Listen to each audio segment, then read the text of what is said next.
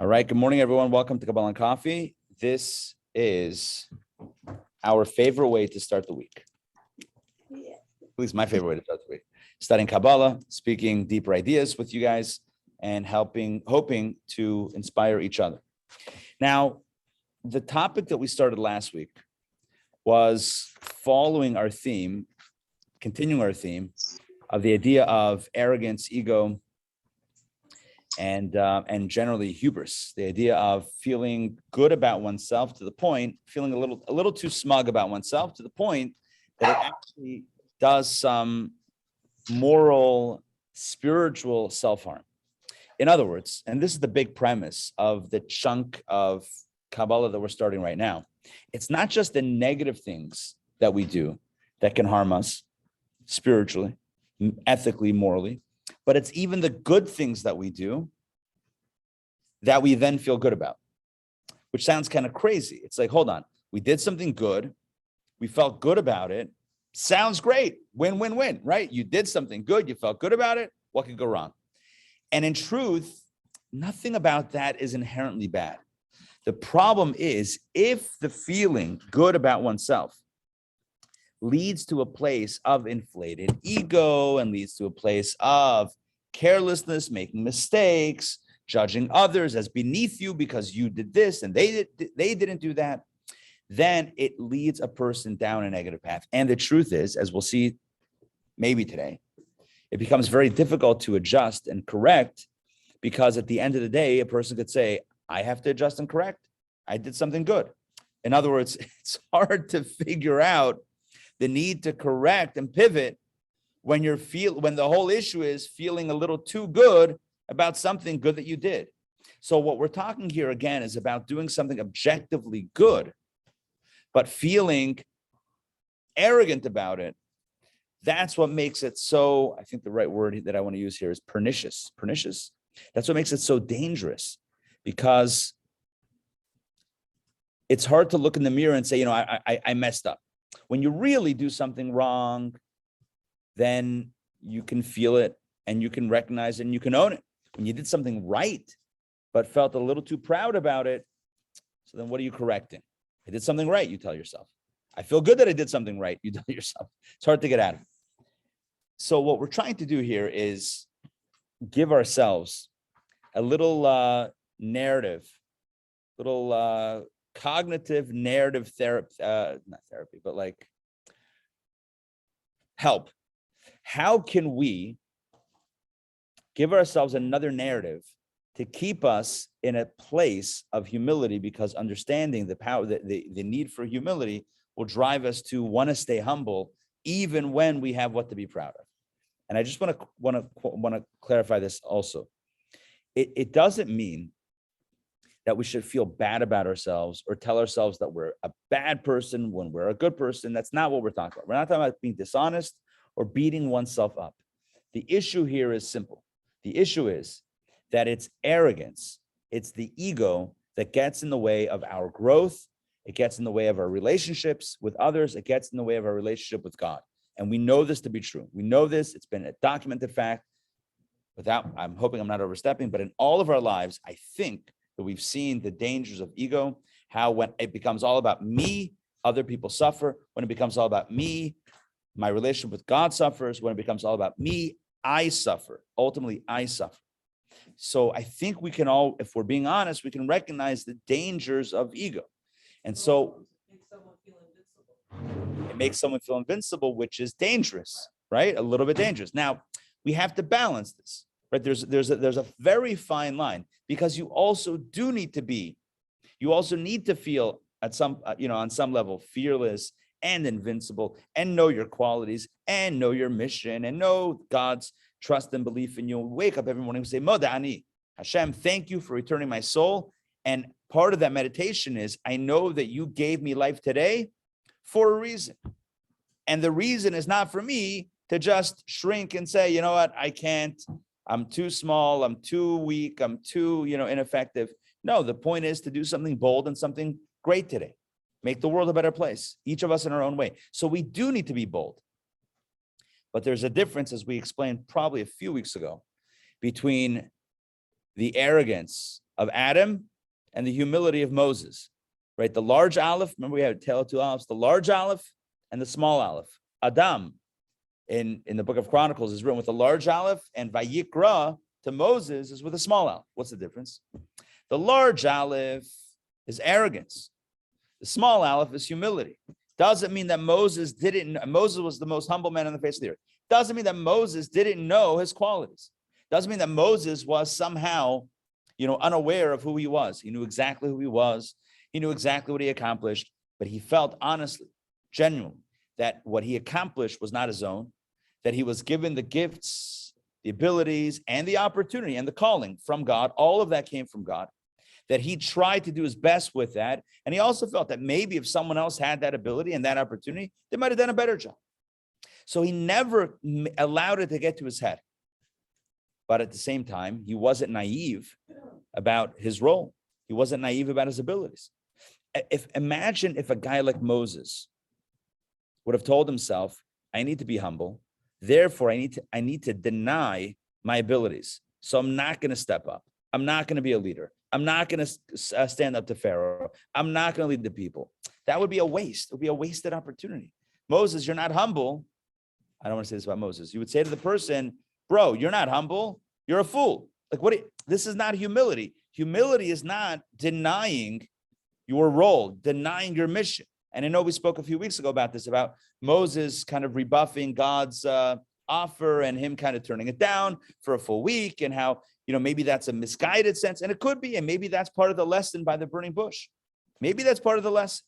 The lesson is, don't deny opportunity when it knocks on your door. Don't deny your destiny. Don't be so humble to the point that you miss out on your role in the world, because that would be a shame. That's not humility. That's just a crying shame. That's just straight up a loss for everybody. It's a loss for the individual. It's a loss for the world. Who wins with that false humility? Hey, Matt, good to see you. They say that when it comes to the wrong things, we're humble. I'm sorry. When it comes to the wrong things, we're arrogant. When it comes to the right things, we're humble, right? When it comes to, hey, Ed, good morning. When it comes to, we're talking about our favorite topic, ego and humility, of course. When it comes to the wrong things, suddenly we're humble, right? It's like, no, keep on messing this up. We basically switch. So we become arrogant about all sorts of mishagas and all sorts of crazy things, like foolish things. I'm arrogant about this. When it comes to spiritual things, like doing a mitzvah, helping someone, we're like, oh, who, me? No, I can't do that. Right? It's like, oh, no, that's for somebody else. Suddenly we can't. Suddenly we're so humble. It's misplaced humility. In the language of the mystics, we would say that this is the Yetzer Hara, the evil inclination, dressing up in pious garb. One of the Chabad Rebbe said that he learned, maybe as a child, maybe not as a child, he learned that the Yetzer Hara, the evil inclination, can dress up even as a righteous-looking individual. Of course, the evil inclination doesn't look like a person, but it means the inner voice can couch itself, can cloak itself in a halo and basically say, no, this is a good thing, what I'm suggesting that you do. To be careful, because sometimes it's not easy to determine which is a holy intuition and which is an unholy intuition.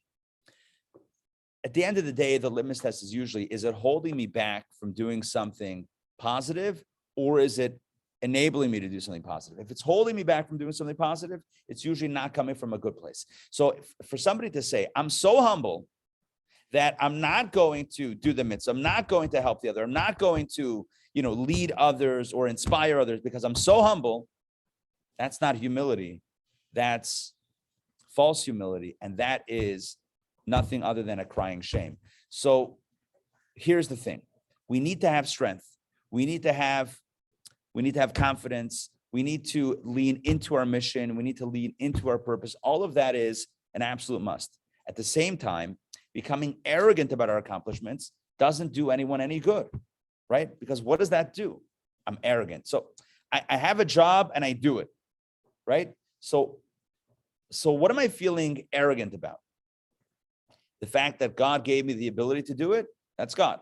The fact that God gave me the opportunity to do it, that's also God.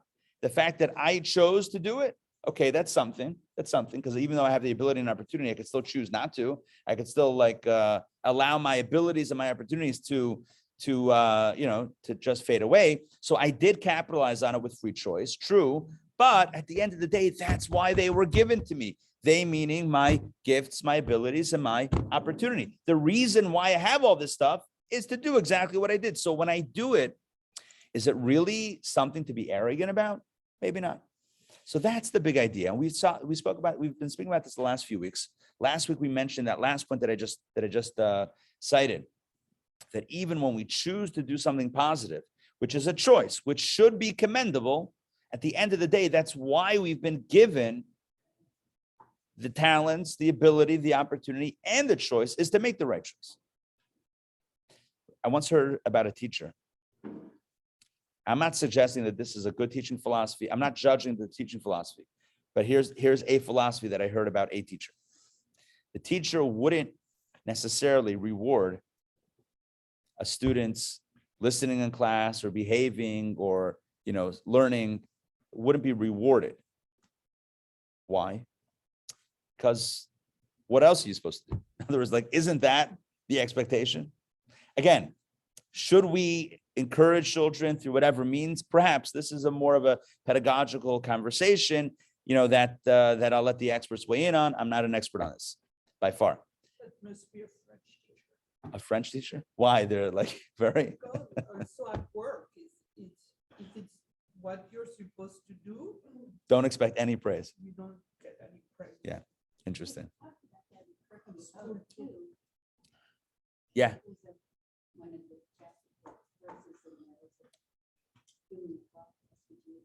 That's what you're here to do. Yeah. Sandrine mentioned, I'll just mention for those that might not be able to hear. Sandrine said that in the French culture, in school or in work, if you do what you're supposed to do, don't expect any praise above and beyond that. No thank yous. But also I'm sure it's hard because I know that or it's just the expectation. I think in the US, my respect, I think there's too much praise until the end. Right. A little too much praise here. It's nice. I see my daughter, she works, she got a thank you note from one of the founder of the leader business for, being a good team player. It's nice. I mean, there's nothing. But your inner roots are what is this? You did your job. Why the praise? Why the thanks? Interesting. It's very interesting. Culturally, I can imagine that there's a lot of cultural nuances on this.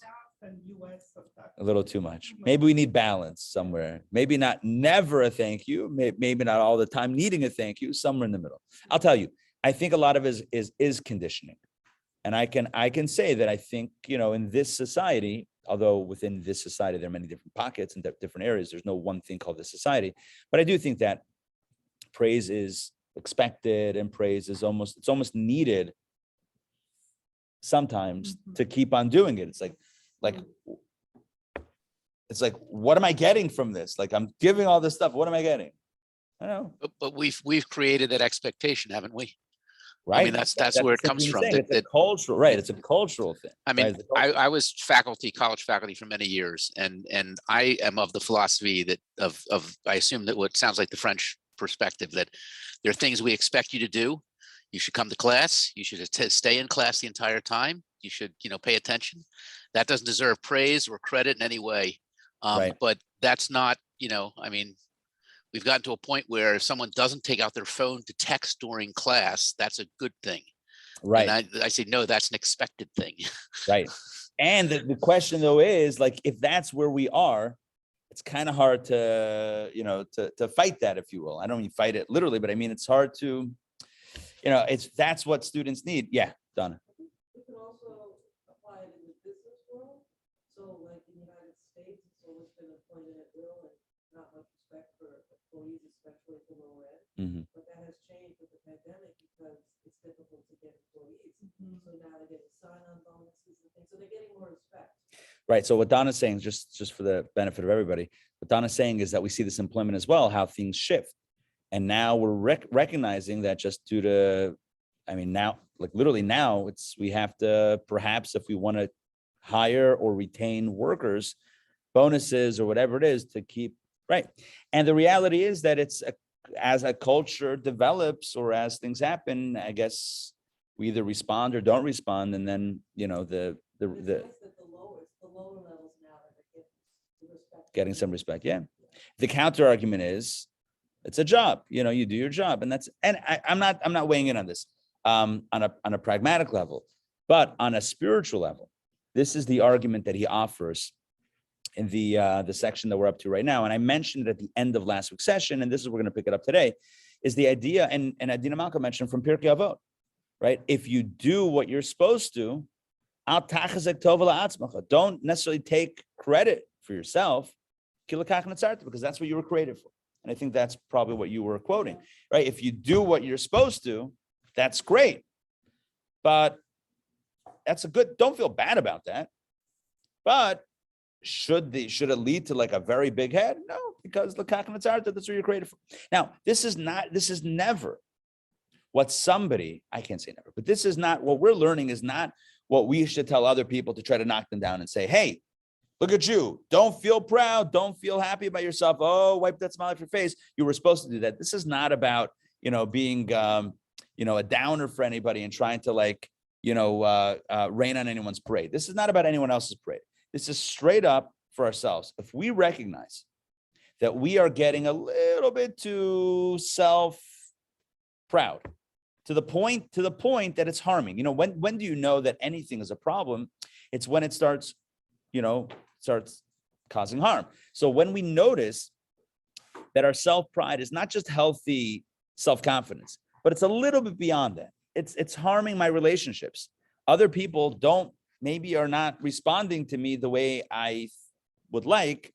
And I can look inward and say, well, hold on, maybe I'm not showing up in the way that others want to be around. Maybe I'm showing up in a bit of an arrogant way. When we notice that, these are good ideas that we can put in our own head to disrupt that prideful or arrogant thought. So the prideful or arrogant thought is, well, look what I've accomplished. I'm so amazing. This is all spiritual stuff, right? I'm studying Torah. I'm davening. I'm praying. I'm loving God. I'm hitting on all spiritual cylinders. Okay, that's great. That's great. But if you feel yourself getting a little bit too arrogant, then tell yourself, that's what I was created for. What am I being so arrogant about? What am I so prideful about? I'm doing my job. Doing my job. Now, let's take a look at a very important piece of the Talmud that speaks to this idea. Very interesting, important, very interesting, fascinating piece of Talmud. I'm going to pull it up on the screen as well. I have copies here. Please pass these down. This is just a small excerpt from the Talmud, Tractate Shabbat 88a. Pass down this whole pile. Sure. Okay, let me pull this up on my computer. Do you see, can someone hold? Oh, yeah, perfect. So I can reference it. Okay. Hopefully you still have the first page at the top. Okay, it's actually paragraph number 6. You guys see that? There's a little, on the Hebrew side, there's a little number in the margin. If you look at the 6, where it says Amar Chizkiah, and in the English it's Hizkiah said. Okay, so that's where we're up to. I'm going to pull this up on the online, on the Zoom as well. Okay, here we go. 1 second. One second. Let me do this. Make this full screen. Much better. Hold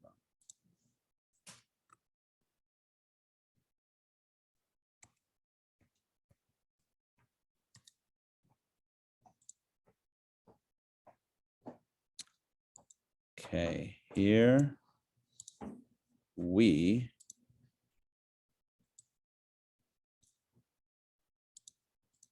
go. Okay.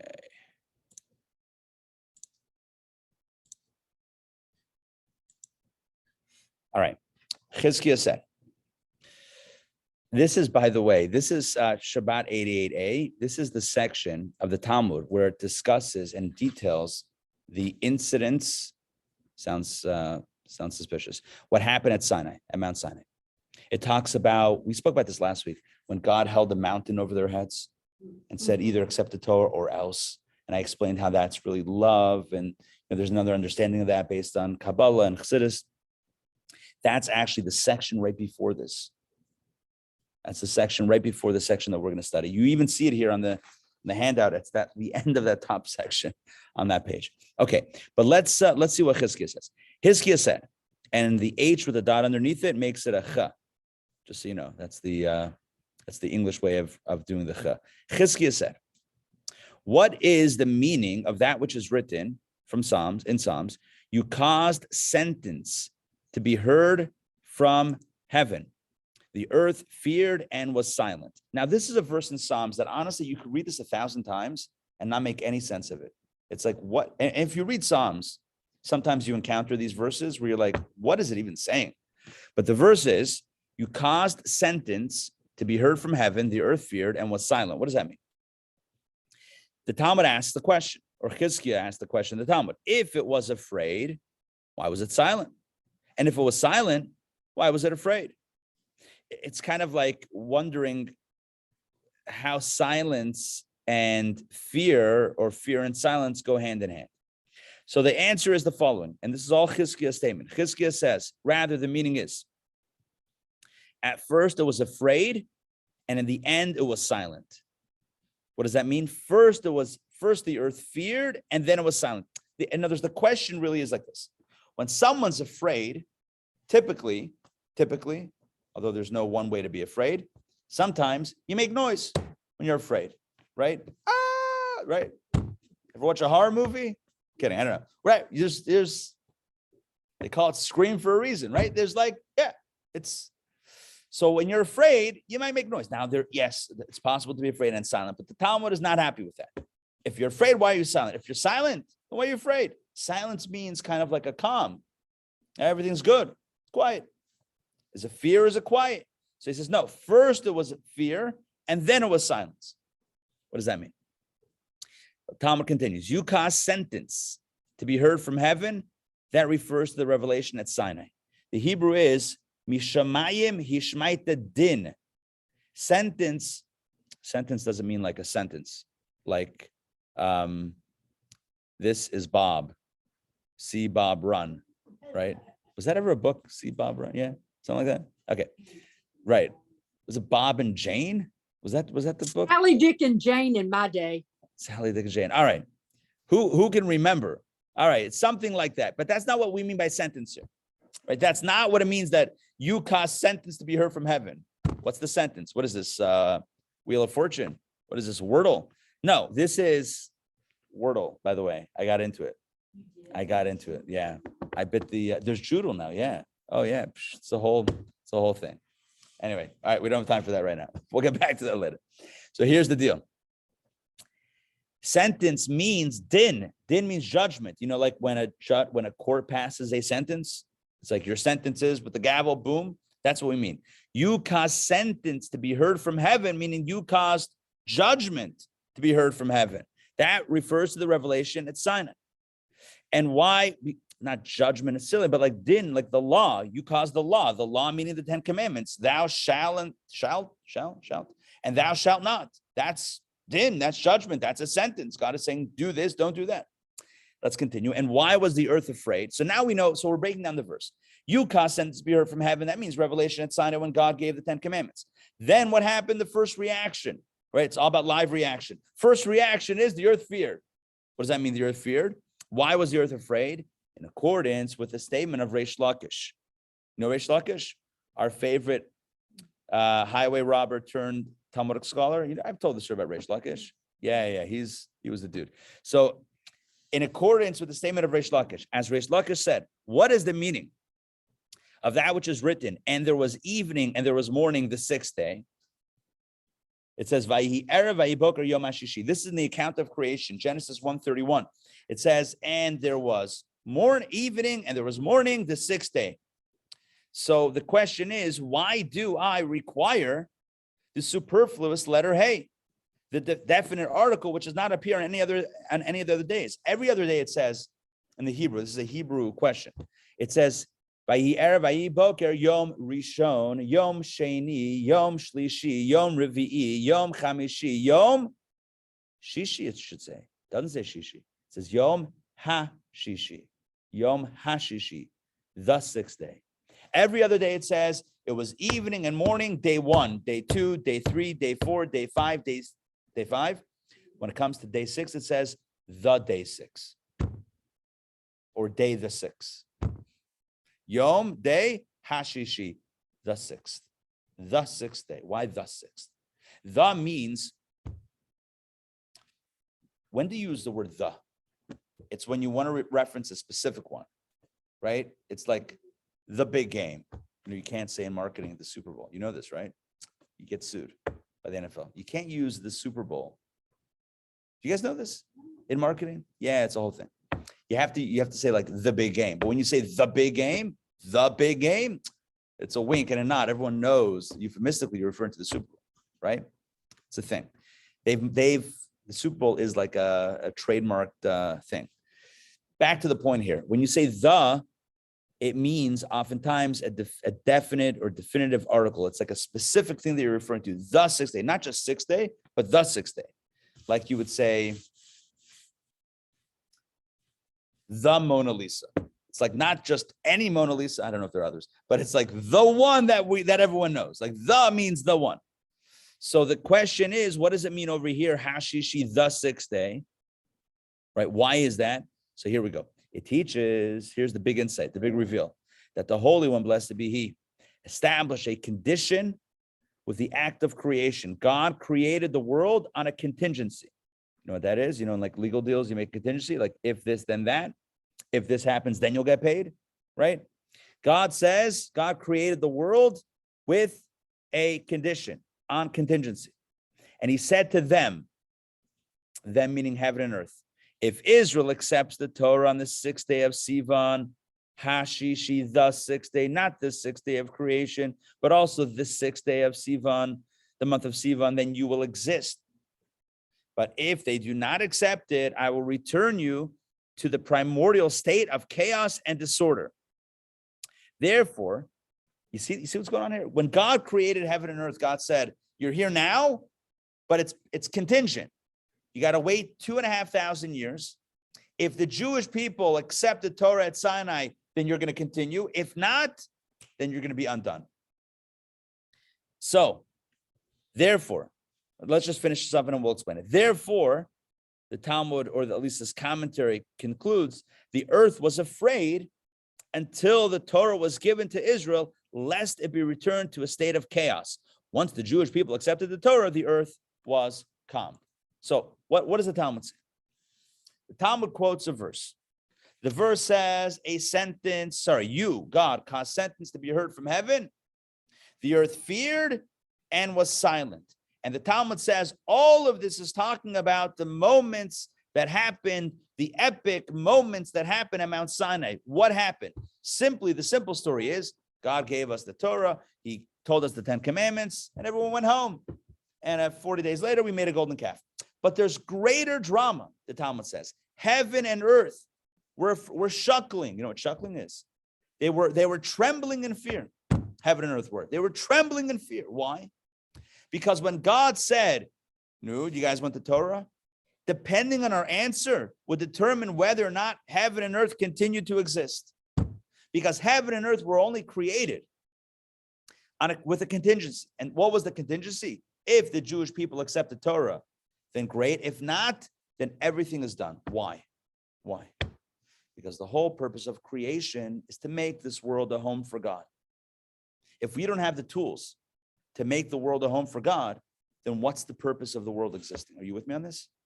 The whole purpose of the world existing is to be made into a dira lo yispara patachtonim, to be made into a home for God, a home for God in this world, like we said in yesterday's reading, Torah reading. Create for me a sanctuary and I'll dwell within it, not just only a physical sanctuary in one space, but make the whole world into a sanctuary. in a general sense. That's the reason why this whole world was created. You think God just created this just like for fun? Just, hey, you know what? No rules, no desire. I created this without an objective. Who makes something without a purpose in mind?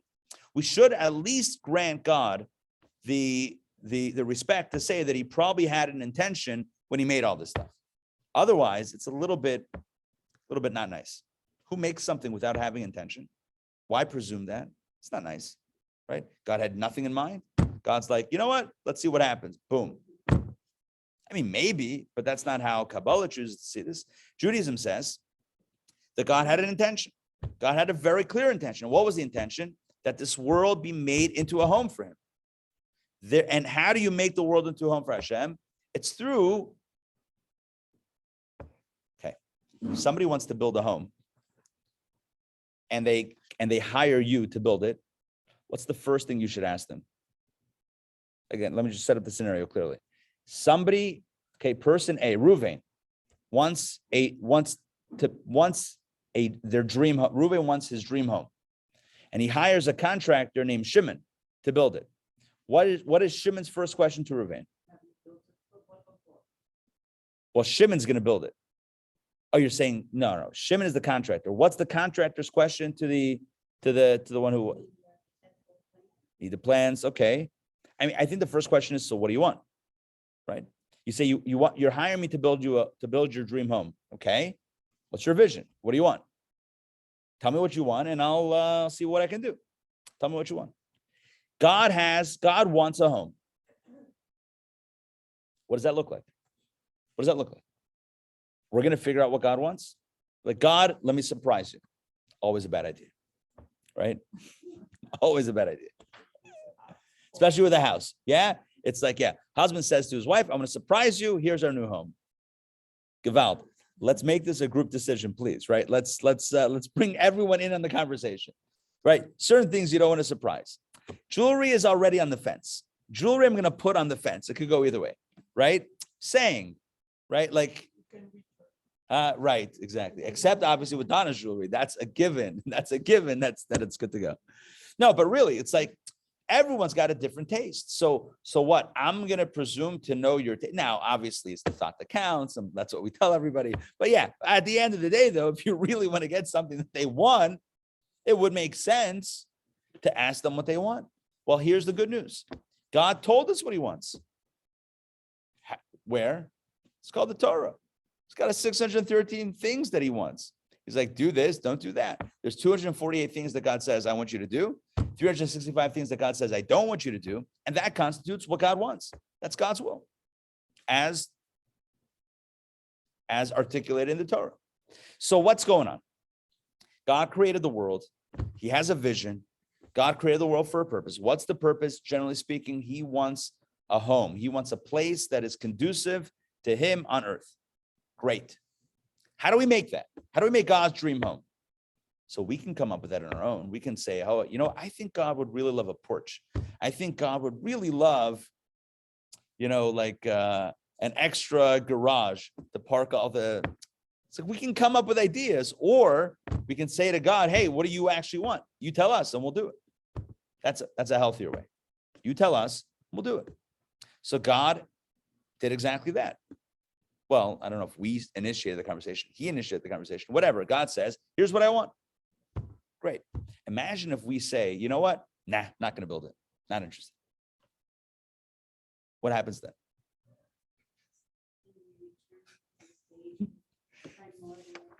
Exactly. Right. What happens if we say, nah, not going to make this a home for you? So God says, all right, in that case, then I don't need any of this. Right. The whole reason why this exists, the world, meaning the universe, the whole reason why heaven and earth exist is to facilitate this dream home of mine. If you don't want to do it, if it's not going to happen, then we're done. Experiment is over. Donna, you don't like this. Yeah, because it just seems very, arbitrary, negative, and not real love from God's perspective. We're not, so for this conversation, we're not talking about love as much as we're talking about more of a job. God says, right? Imagine if going back to my example of building a home, You imagine you have a vision for a home, and you hire either the architect or the builder. It doesn't make a difference. You hire someone to facilitate your vision, and they come back to you and say, you know what? I don't like your vision. Sorry, they say to you, I don't like your vision. I'm not going to build this. What would you say to them? You're fired. You're out. You're out. That's not love. It's not love or not love. It is what it is. It's like, I want something done. You're not going to do it. I think we're done here. So, right? No, the decision leads to just self-destruction. Which part? If people don't accept the Torah. One second. Forget the Torah. We're talking about the home now, right? Let's stick with the analogy.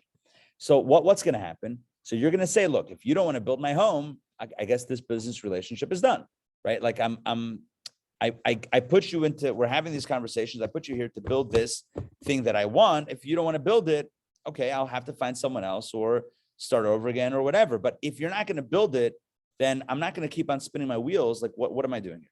Hashem has a vision, and the vision can only be facilitated through Torah, because there's no other way that we're going to get it right. There's no way that we're somehow going to conjure up on our own exactly the vision that God has. What are the odds? What are the odds that we're going to come up with exactly the vision that God wants? It's not possible. If all of humanity says, because the Jewish people were the last people that were offered this, the Jewish people said, as the last, remnant of humanity in this conversation, says, you know what, God, not interested. So what does God say? No one wants to build this. I guess we're done here, right? If no one wants to build this, no one wants to see through my vision, if no one wants to facilitate my vision, then we're done. Can I raise the? Hold on one second. Sure, go ahead. Pushing up the mountain is pure love. So the people, how could they say no? Now it seems more a hammer, like with destruction, it's the opposite decision. Here's what it really means.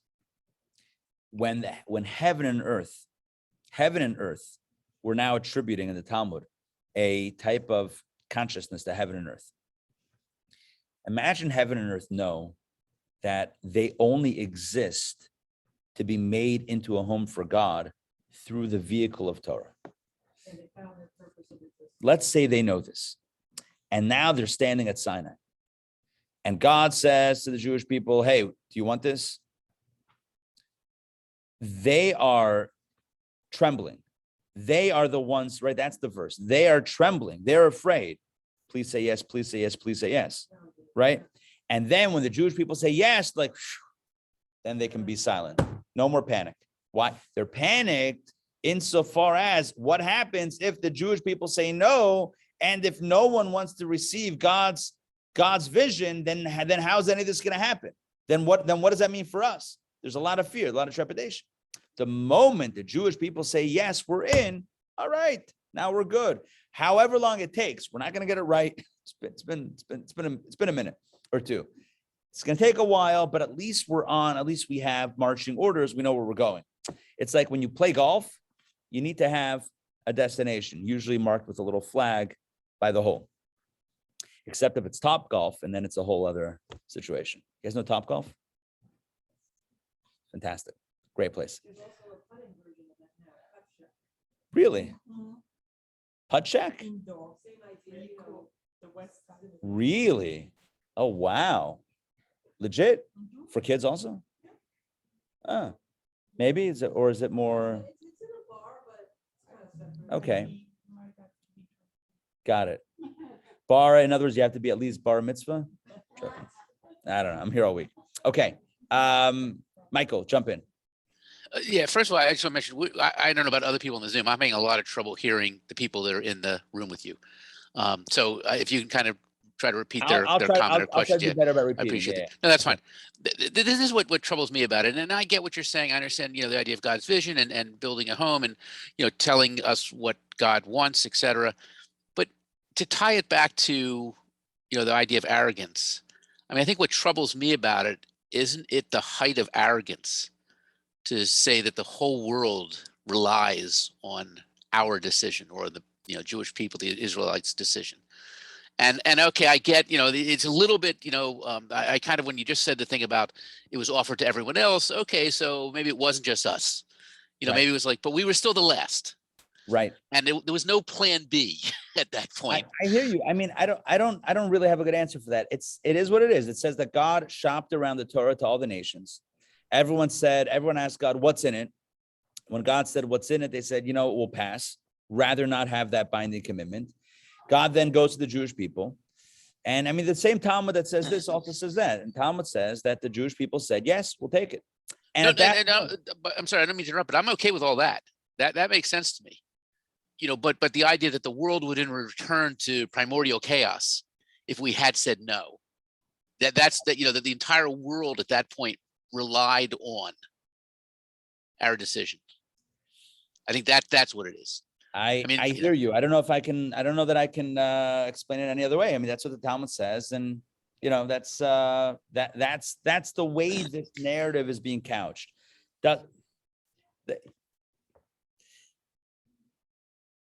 Yeah, I don't know. I don't know what else to say. Can I just ask one other question though? Is it that's what the Talmud says, or that's what this one individual says? I mean, if there's a dispute in the Talmud will share the dispute. There's a question when you get into the Agadata. This is not a halachic conversation, not a legal conversation. When you get to the Agadata, question is, how literal do you take the narratives? Like, are heaven and earth really shaking? Are they really silent? Are these metaphors like language that's being used to express a point? I would look at it as,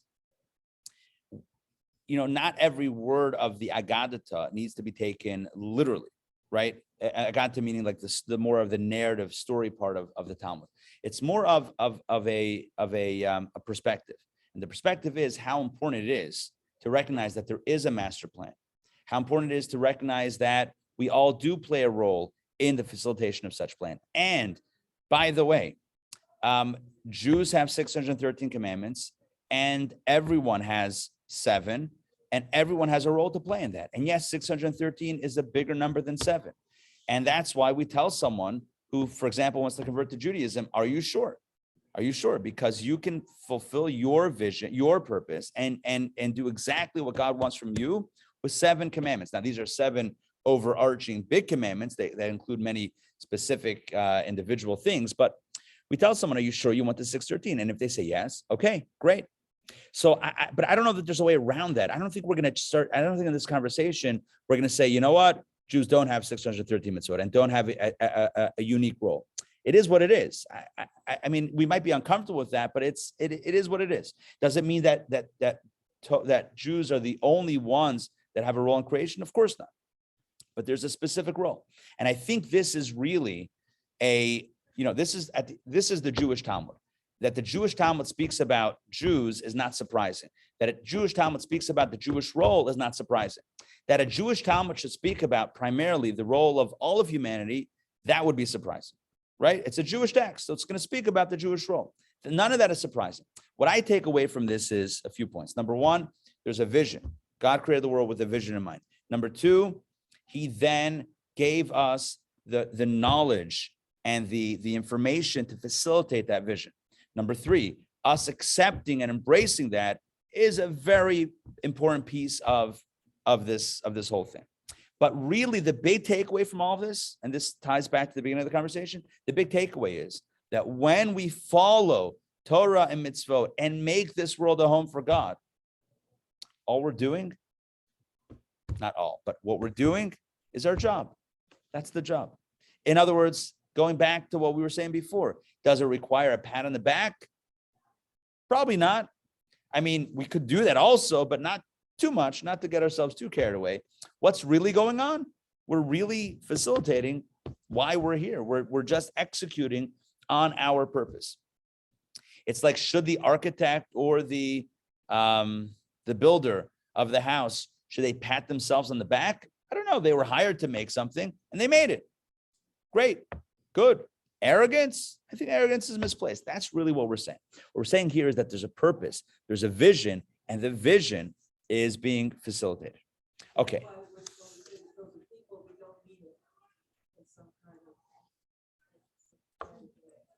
Right. When we say chosen people, it doesn't mean chosen. Chosen means chosen for a specific purpose. Chosen doesn't necessarily mean better. Chosen means chosen for a specific purpose. responsibility. Right. It also says in Turkey that the right to receive the reward in heaven, we don't have to get it here. We receive it. Right. Right.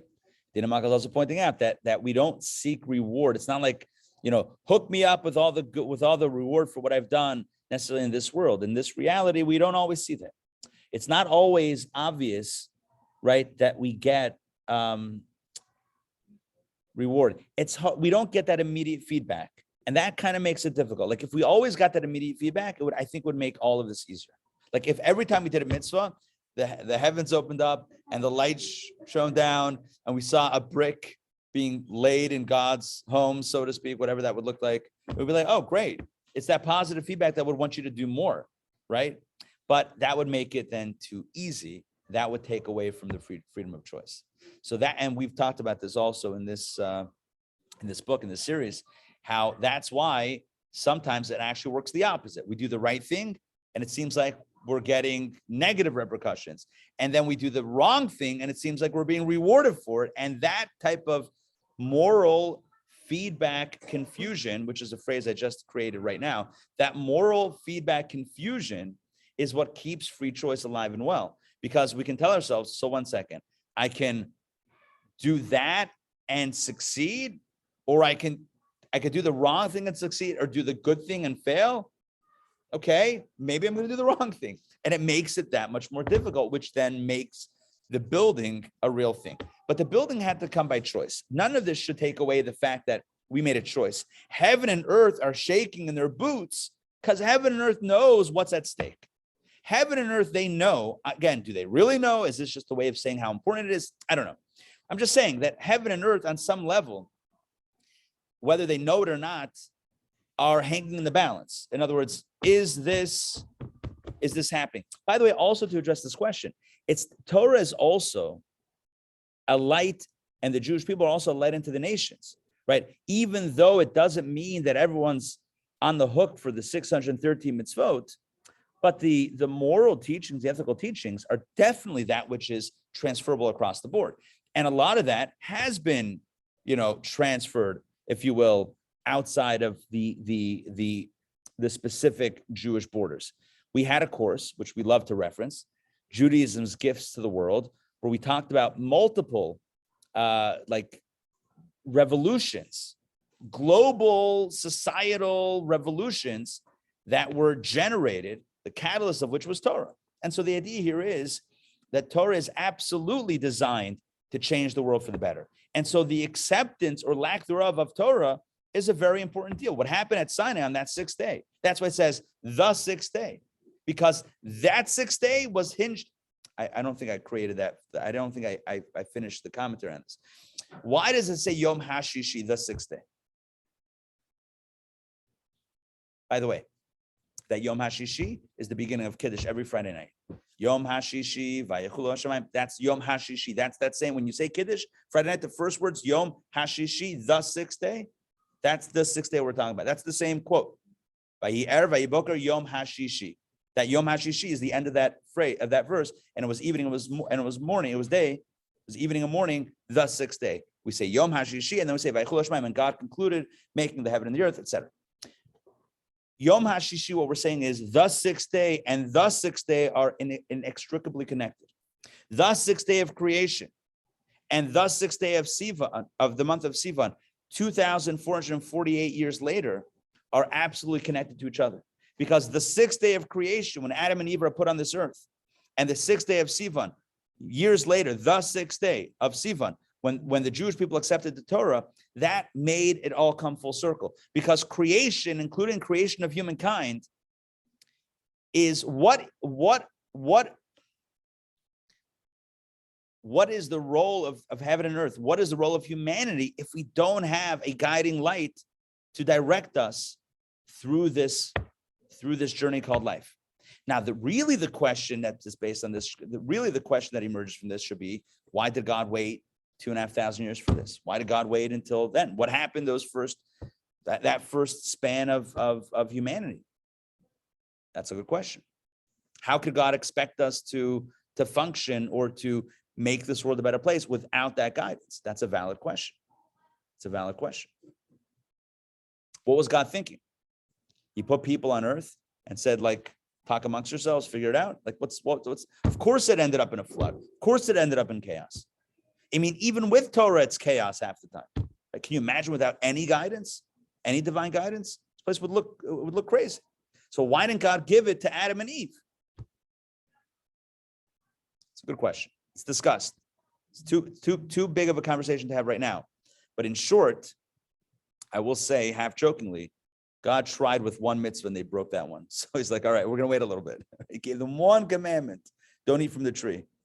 You saw how long that lasted, right? Minutes later, chomp. I hope God's not looking as I chomp on this apple. And that's all. I say that tongue in cheek. There's a reason why God waited to give the Torah.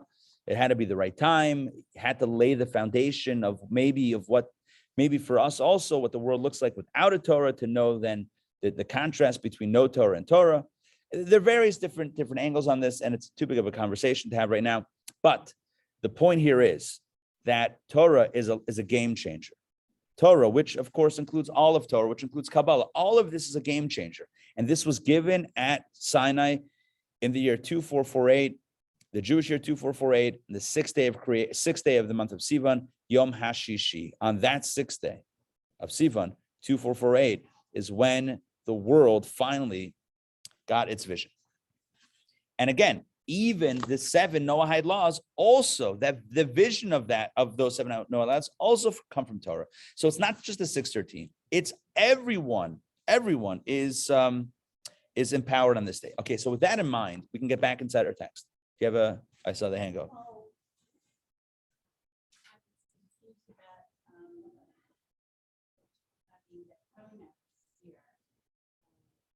Oh, and the Talmudic pronouns? Yeah, it is a little bit confusing. When it says they, yeah, you, they. My understanding is we're talking about heaven and earth, so hence the they, right? Although it says, why was the earth afraid, which makes it sound like a singular. Anyway, that's what I'm. God established a condition with the act of creation, said to them, if Israel accepts the Torah on this day, you will exist. If you do not accept it, I will return you to the primordial state of chaos and order. That means creation, heaven and earth.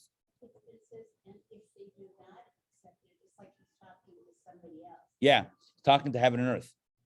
He's saying, guys, heaven and earth. Again, this is presuming that heaven and earth have a consciousness. He's saying to creation, all right, I'm creating you, but we'll see how things play out. By the way, this can't really take this literally anyway, because it's not like God didn't know the future, what's going to happen. As we said last week, it's not like God is a being that's learning as he's going on. God knows what's going to happen. God knew that the Jews would accept the Torah at Sinai and how everything's going to play out. It just means, it's just trying to highlight the fact that the purpose of existence is that that you and I operate in a way that is consistent with that vision, with the purpose. In other words, there is a vision, and it's important that we're following the vision. And all of this is leaning back to the core point that we started today's session with, which is how to combat arrogance. If you and I think that the baseline is chaos, and anything that we do above chaos is like a bonus, well, then we pat ourselves in the back. Look, I could have devolved into chaos, but I didn't. I'm a mensch. Don't I get rewarded? That's one perspective. But if the baseline is, no, the baseline is not chaos. The baseline is order. The baseline is a good, healthy society, a righteous society. So then when I do all of that stuff, I'm just meeting expectations.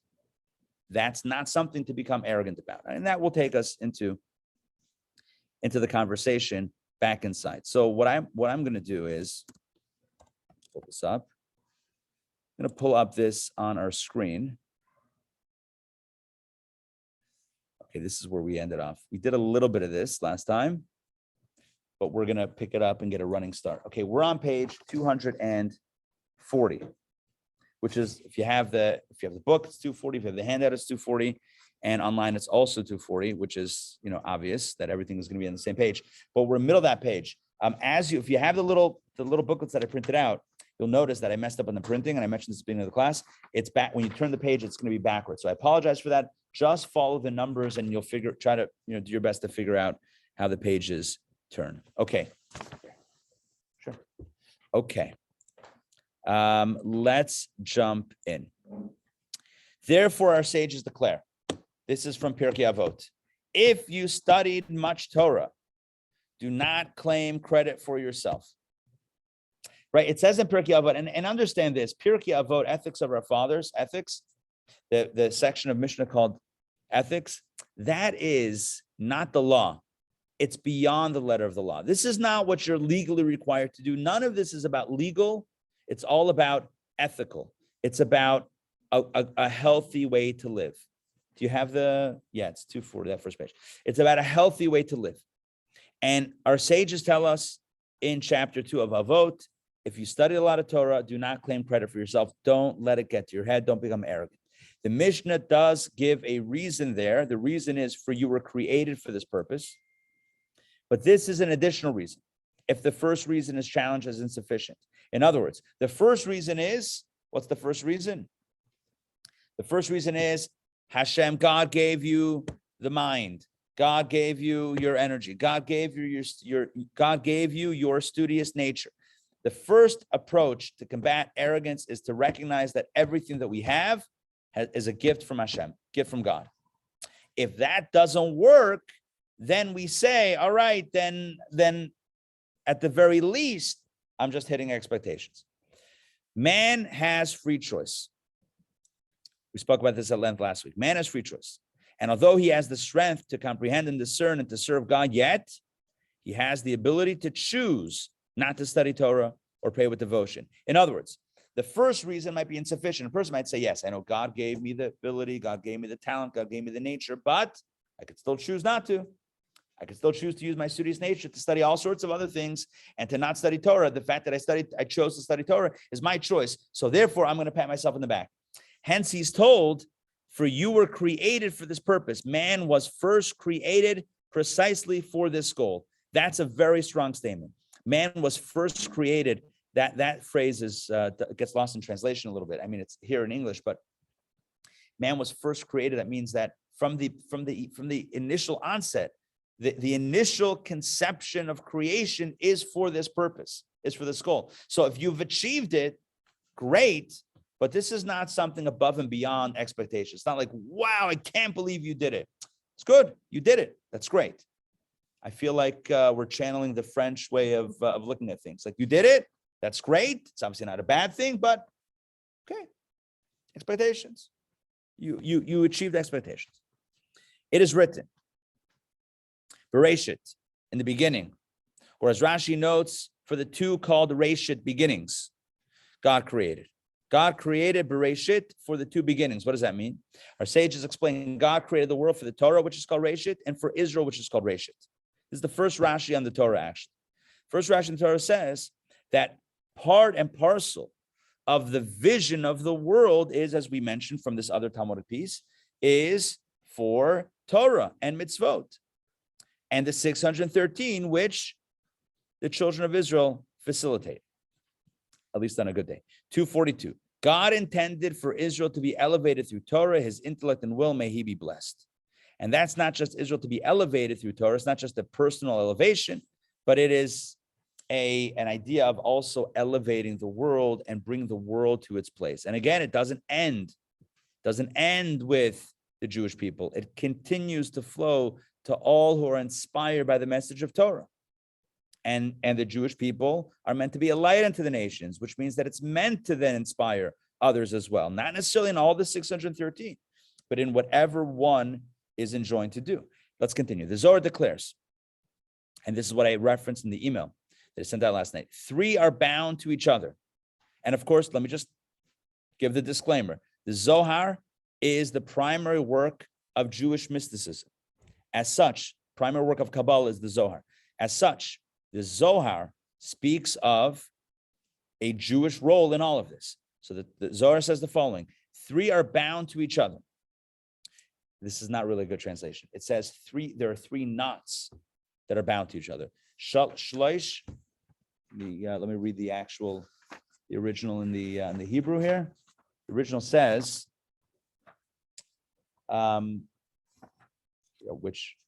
which of my many texts that are open for me will be quickest to look at. It says, Talas Kishrin Miskashra'in Dabada. There are three knots that are knotted to each other, or three ties that are tied to each other. Here, the translation makes it like a little bit too simplistic. Three are bound to each other. There are three knots that are knotted to each other. Israel are bound to Torah and Torah to God. That's what it says. There are three parties: Israel, the people, Torah, and God. And all three are tied to each other. They're bound to each other. For Torah, listen to this, for Torah is the instrument by which the souls of Israel are bound to godliness. How do we facilitate? How do we, human beings in general, Israel specifically, children of Israel specifically, how do we fulfill our mission and connect with Hashem, connect with God? It's through the implement, it's through the vision of Torah. It's like, again, it's the builder by understanding the vision of the person who wants to build a house. That's how you have a relationship. If I say, I hear your vision, I completely disagree, and I don't want to hear what you have to say, then what's the relationship? So the relationship is predicated on understanding and, to the best of our ability, following that vision. Our sages say, on the verse, each spoon was 10. It says regarding, there were certain donations that were given for the Mishkan, for the tabernacle. And it says that the spoon, the weight of the spoon was 10. Each spoon, the weight of silver of these spoons was 10. What does that mean?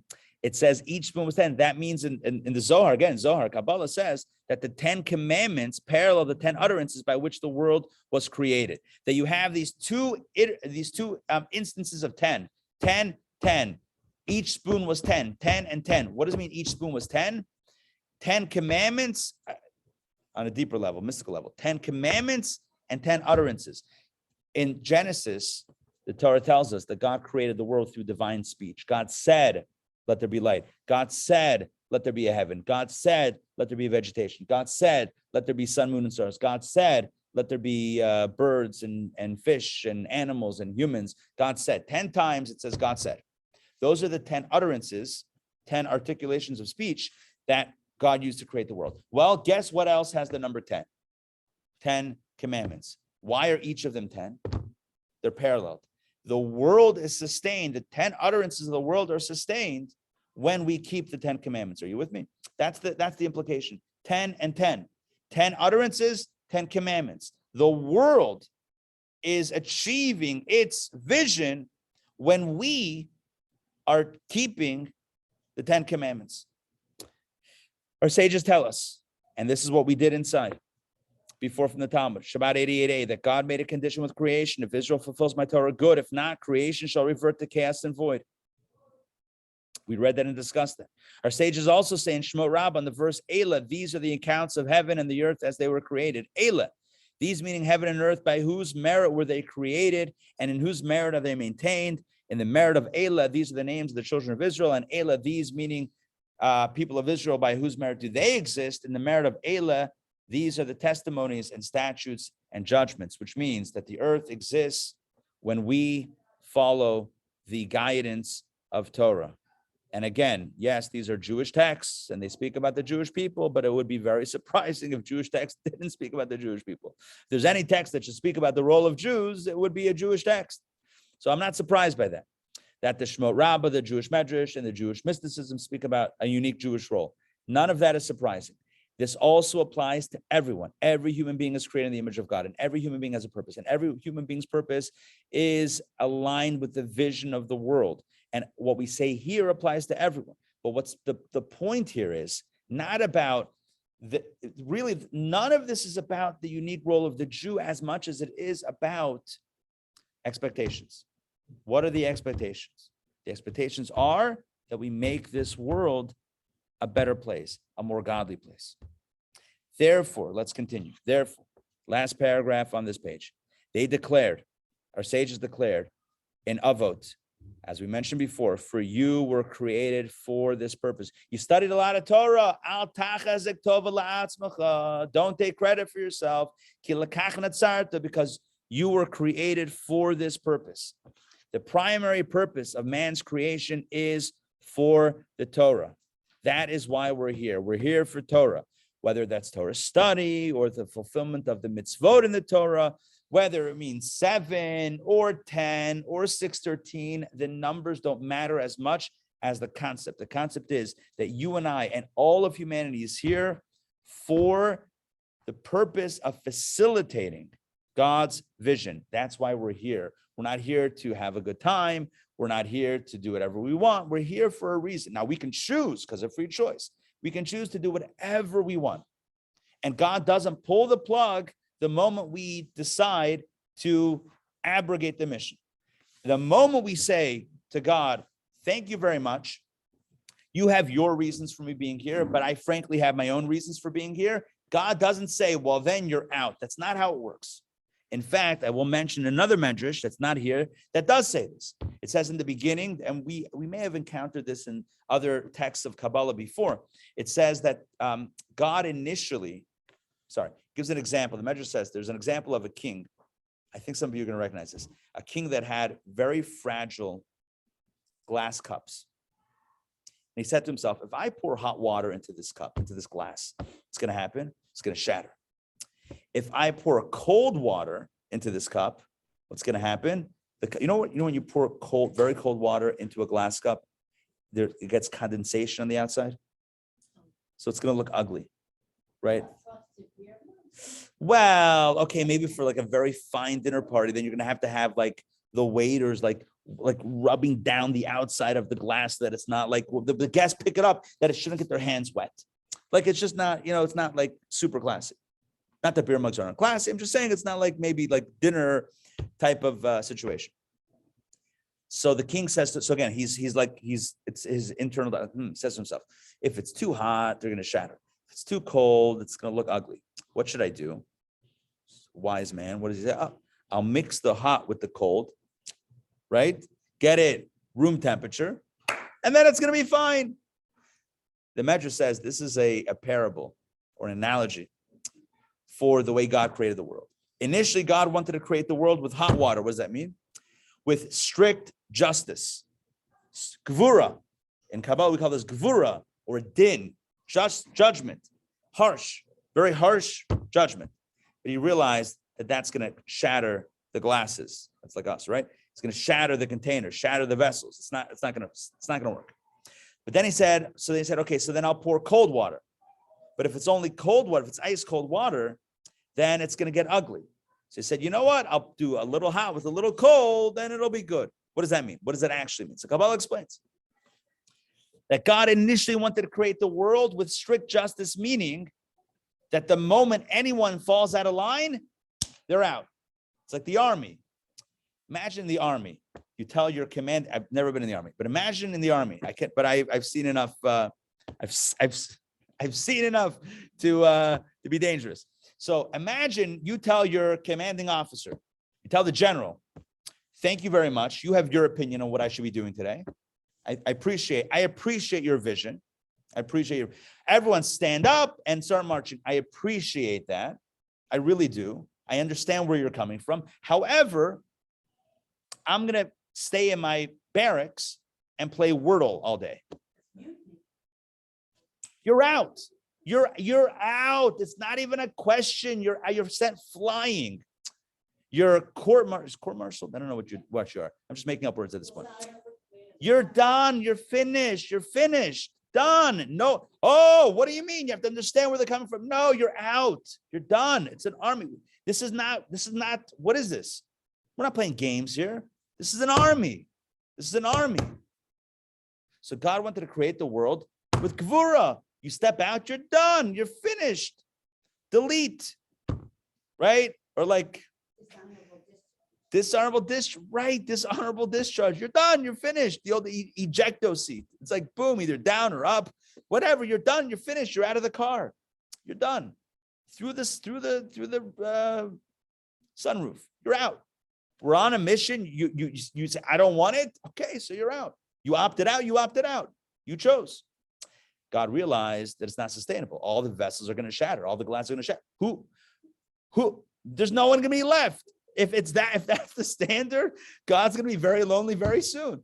God will look around and say, where did everybody go? Everybody went. Everyone got bounced. What do you mean? So then God's like, okay, so then let me go the other way. Again, this didn't actually happen. It's not like God was this, but giving us a way to understand how the world runs. So then the other option is, the other extreme is cold, which means no standards, no expectations, no reward, no punishment, nothing, whatever you want, cold. If hot water is strict justice, cold water, the other extreme is do whatever you want. Unmitigated chesed, kindness, total enabling, whatever you want, however you feel. You want to show up. You don't want to show up, don't show up. Imagine running an army like that. Whatever you guys want to do, right? You're running an army and you say to the guys, all right, opening speech. Here's how we're going to run this thing. Whatever you guys want to do. You want to march, sure. You don't want to march. You want to get dressed in the morning. You don't want to get dressed. You want to fight. You don't want to, whatever you tell me what you want to do. That was the other extreme. It's going to get ugly. The glasses are going to get all that condensation on the outside, which means, right? This world it's just not going to get to that vision. You're never going to get there. So strict justice, you're not going to get there because no one's going to be left. No expectations at all. You're not going to get there either because everyone's just be running their own show. So God mixes a little bit of this, a little bit of that. There is a little justice. There are expectations. We are held accountable. Maybe not in this immediate moment, but at some point we know it, so we can kind of keep us in check. At the same time, we do have free choice. We're not zapped right away. It's kind of that balance. And that's where free choice comes in. So let's go back inside. I said that because of what we were reading inside.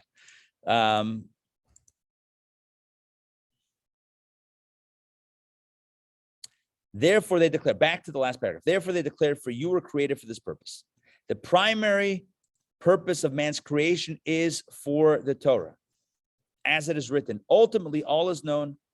Fear God and observe his commandments, for this is the whole purpose of man. This is the last verse of Kohelet, Ecclesiastes. Soif davar kol nishma. This is how he sums up. Ecclesiastes is a very complicated book, very complicated work. It's philosophy. It's almost tortured in its King Solomon's writings about that. He starts off talking about Hevel avolama kol hevel, talks about how all is vanity, all is nothing, and he says at the end, the bottom line, Soif davar hakol nishma. At the end of the day, here's what we know. Here's what we know.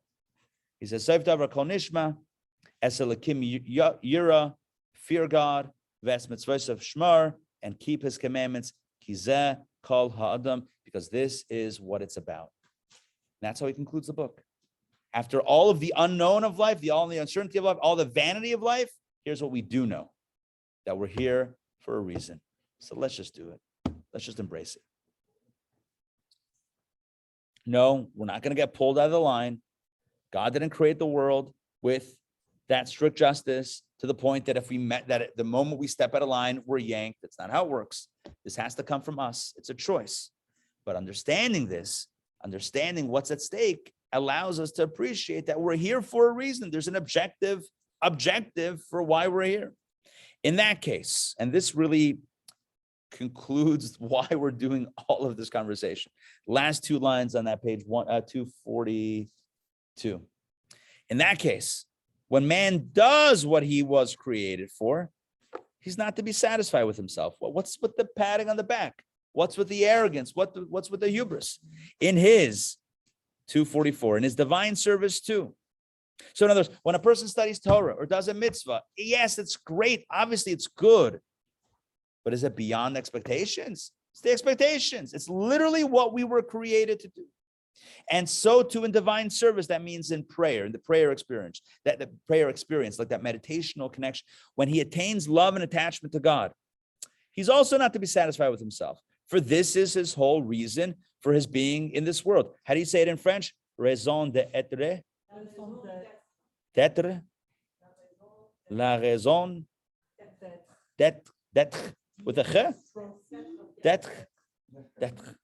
There's no way I'm ever going to be able to replicate that. All right. I don't know. I'm like raison d'être, as we say in the South. Ponce de Leon. That's like Ponce de Leon. Huh? Made in America. Oh, baby. Right. Nice. Yeah. The statue. Yeah. The dude who was thinking. All right. So here we go. So the whole reason for his being, his whole raison, la raison d'être. All right. Maybe. I feel like I have to end it with a little bit of confidence, and then he got it right. Yeah, for sure. Totally got it. Anyway, so that's the whole reason for his being. Man's ultimate purpose. Ultimate doesn't mean like man's ultimate might sound like too like idealistic. Man's ultimate purpose means his literal purpose is that he rise, elevate through Torah and divine service. That means Torah, mitzvot, and the prayer experience, as we have explained, Discourse 1, chapters 3 and 4, in reference to the purpose of our creation. This is why we're here. Again, this is not anyone telling anyone else. If someone did a mitzvah, no, it's about time. This is not about anyone else. This is about internal dialogue to keep us humble. That's it. And pull this whole book, Overcoming Folly, is directed to us to give us personal ammunition to help ourselves. This is not for anyone else. It's not judging anyone else. It's not telling anyone else off. It's not criticizing anyone else. It's a self-narrative. If the narrative in my own head is, wow, look at me, how amazing I am. I can't look at what I've done. No one does it better than me. I can't, whatever the narrative is. If that's the narrative, then just insert. No worries. Then just insert this.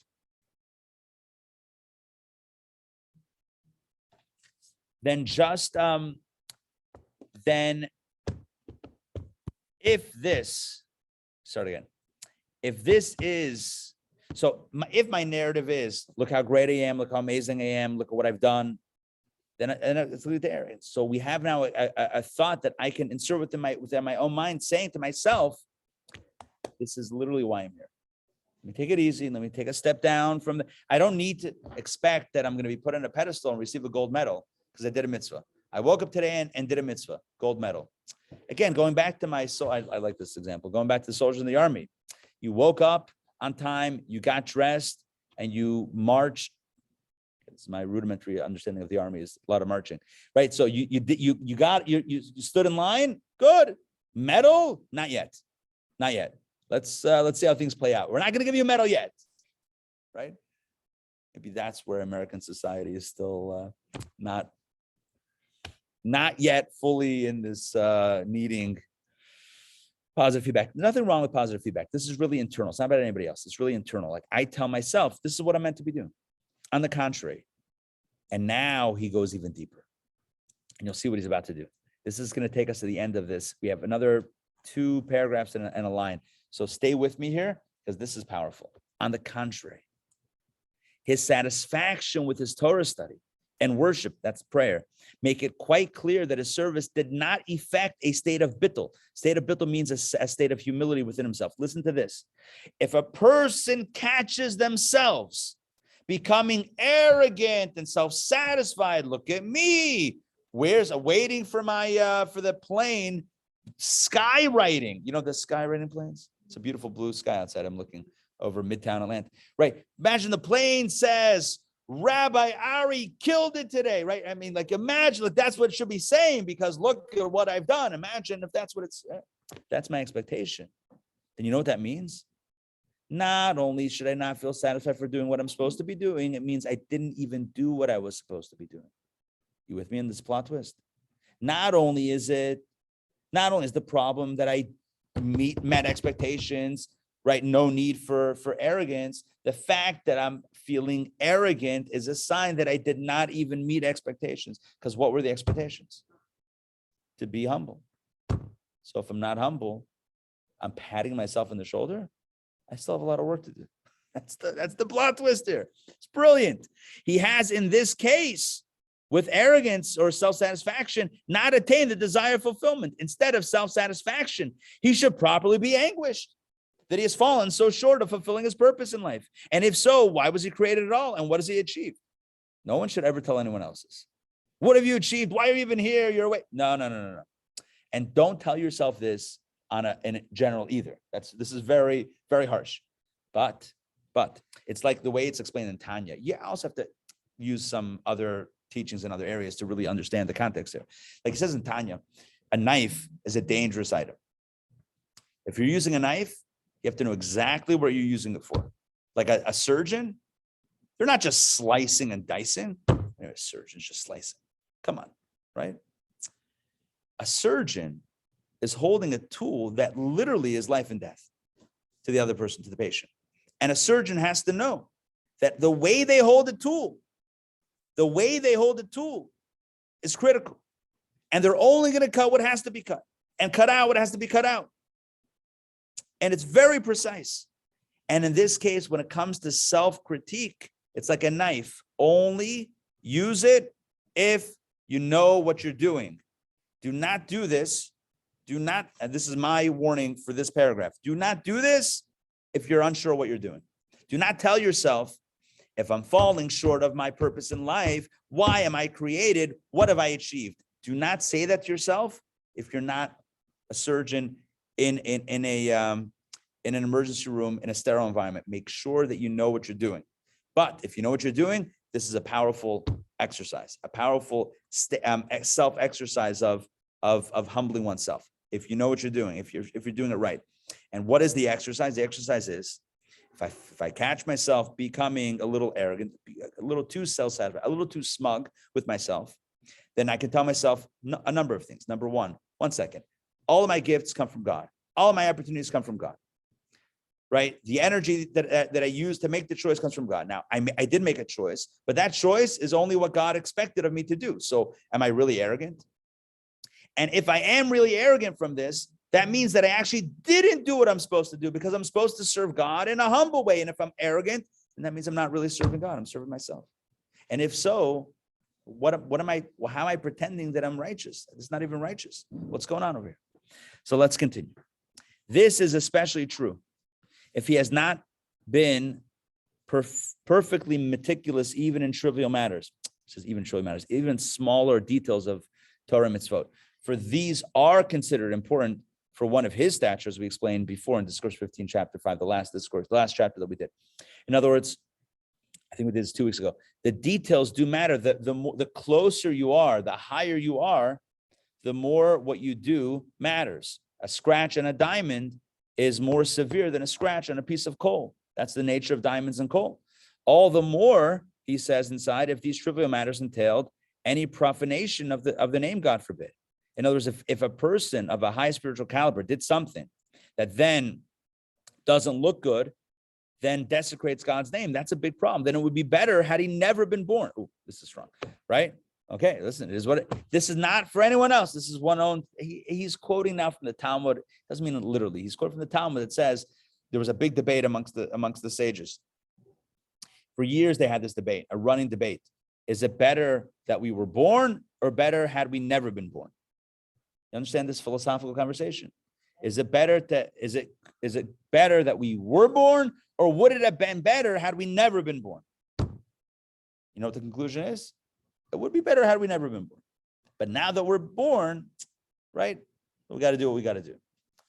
So he's saying, if we're not doing what we need to be doing, then all right, then why are we here? That's what he said.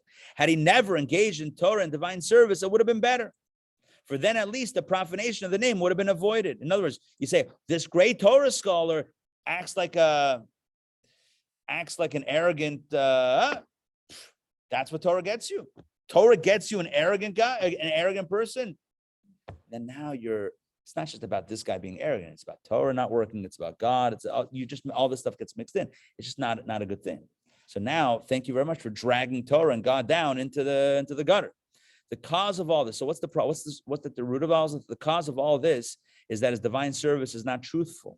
It's not honest. It's not authentic. Were it true service, if it was really authentic, it would have brought bittul to a soul, which is self-humility. It would have made him more humble, and he wouldn't be self-satisfied at all. It goes without saying that he would have been careful about every fine detail. But when the spirit of folly, which is of course the core of this book, it's all about overcoming folly. But when the spirit of folly persuades him, he is arrogant in his learning or is satisfied with himself. All of this comes from the spirit of folly. The spirit of folly is the Yetzer Hara, the evil inclination inside a person that says, ooh, look how much you did. The evil inclination is very tricky. It's very tricky. It says sometimes if it knows it can't stop you from doing the right thing, it then jumps in and says, "Oh, look, you did the right thing. Isn't that amazing?" And now it makes you feel proud about doing the right thing, which makes it, which slants it into the negative. All of this, again, very simple. All of this is designed to allow us to combat the inner voice of arrogance, or the inner emotion of arrogance, or the inner voice that tells us be arrogant. The reflexive response can be arrogant. This is why I'm here. I can't take credit for this. God gave me the ability, the opportunity, the ability to choose. These are my expectations. And if I am arrogant, then I'm actually falling short. If I'm feeling good about meeting expectations, well, then I'm not meeting expectations. That's the undoing of my expectation. The expectation is to do it and to be humble. So if I'm feeling arrogant about it, then I'm actually not meeting expectations. So then what am I being proud? What am I proud about? Not meeting expectations. That doesn't make any sense. How should one feel if one realizes one did not succumb to the evil? You're saying if one is humble and not arrogant, then how do we feel? Oh, no, it's no problem. It's not, listen, he's not trying to take away a joy from life or a pleasure or satisfaction. None of that is evil. The problem is when it crosses the line and gets to a place where it's making us an obnoxious person. Yes, I mean, but one should feel a little proud if one resists the evil inclination. Yeah, one should feel proud for anything. You do a mitzvah, you resisted the evil inclination. There's nothing wrong with a little bit of, I got this. But when it bleeds over, so to speak, into self-harm. In other words, it now takes us away from what we were meant to do because we're so proud of what we did that now we're not going to do the next thing. Or when it disrupts our relationships, or when it disrupts our relationship with God, that's when we know, hold on, reality check, I got something I need to work on. And it's not something wrong that I did. It's not a product of the wrong things that I did. It's a product of the right things that I did. And that makes it a little bit trickier to identify. It's a little harder to identify this because I'll look back, or a person will look back and say, I actually didn't do anything wrong. I did all the right things. So I'm fine. In fact, I'm great because look at all the stuff that I did. That's actually the problem. It's the ultimate blinder on the problem because it's coming from a positive place, which is why he's delving so deeply into it, to try to help us, give us the tools to be able to cut that out of ourselves when we recognize that that's going to be a problem. And this is what we continue next week in chapter 2, where he talks about what chapter 2 is masterful, this next chapter, because he's going to map out the last, I'm going to say probably 2 or 3 months of our classes. He's going to go through all of them and boom, boom, boom, boom, boom, and map them out and show how they're one continuum of descent into, from a good place into a negative place, and then show us how to extricate ourselves, how to pull ourselves out of that. All right. So in the final analysis, because it's always good to end with kind of a summary, but also a call to action and some inspiration for the week. So here's what we know. We know that God, and of course, I'm using somewhat metaphorical language. God is looking toward each and every one of us and hoping and waiting for us to build his house. God says, I have a vision. God gave us the vision. We have the vision document. We have the blueprint. Torah says the blueprint of the world. We have the blueprint. God says, I want you to build it. I want you to build it. God makes himself very vulnerable to us, right? God makes himself very vulnerable. God says that the keys to my house, or the key to building the house, is in your hands. We have tremendous responsibility. It's a privilege and it's a tremendous responsibility. And so the message for us is, let us humbly accept this mission and get it done, because that's why we're here. Along the way, sure, we can enjoy. No one's gonna have a problem with a little bit of fun on the side. But the main thing is to recognize what we're about. As King Solomon writes at the end, the final verse of Kohelet, Ecclesiastes, right? We have to know why we're here. Seif Davra Kol Nishma. The end of the day, here's what we know. As Elokim Yira, Fear Hashem, v'es mitzvos of shmar, and keep his mitzvahs, kizeh kol ha'adam, because this is what it's all about. All right, so let's have a week. Pleasure. Let's have an inspiring week, true to mission. And if we catch ourselves being a little too arrogant, we now have hopefully some healthy tools, inner cognitive tools, to be able to walk ourselves off of that arrogance ledge, and walk back. I will tell you, even in, I don't know why I say even in sports, athletics, arrogance can lead to many negative things. Think about, teammates, right? Think about, you want to be a teammate. If it's all about you, yeah, we know what that leads to, right? That leads to like, how come I wasn't throwing the ball? How come I'm not getting enough passes? That leads to self-destructive, destroys the team. And I'm not trying to it's not about anyone in specific. I'm just saying we know what arrogance can do, and it's born of being very good, maybe the best player in the world. But you know what? If you let it get to your head, and that creates expectations and demands and everything, and it serves as a person's own undoing. The greatest is to be the greatest and to be humble, to not have that level of expectation.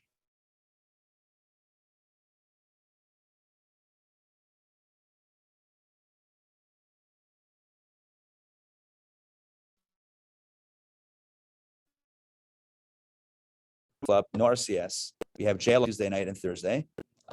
Meditation from Sinai. We have Torah studies Wednesday. Next week we have a few events happening, I believe.